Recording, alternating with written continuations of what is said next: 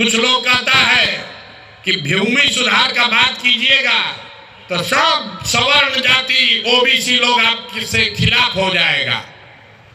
पूरे बिहार में सिर्फ 8 जातियों के लोगों के पास 2/3 से ज्यादा जमीन है।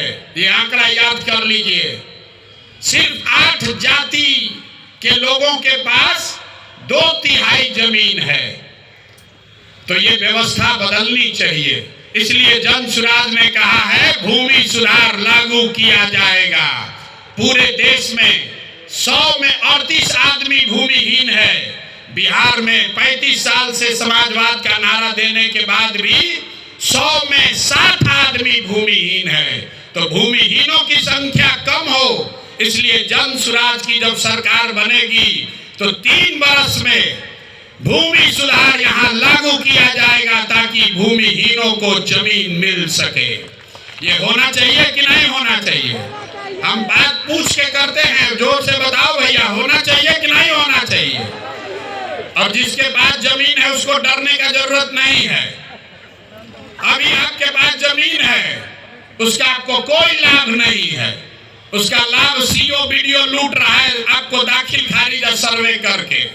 एक बार भूमि सुधार लागू होगा तो जिसका जमीन है उसको भी फायदा है, और जो गर्भजरुआ पड़ा हुआ है, बहुत सारा जमीन गलत बेनामी पड़ा हुआ है, उन जमीनों का इस्तेमाल करके गरीबों को यहाँ जमीन मुहैया कराया जा सकता है।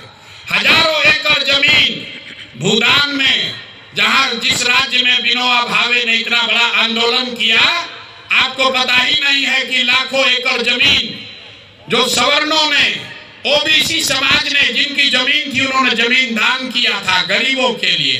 विनोबा जी के कहने पर वो जमीन किसको मिला किसी को नहीं पता है। वो जमीन सब बंदर बांट कर दिया। लाखों एकड़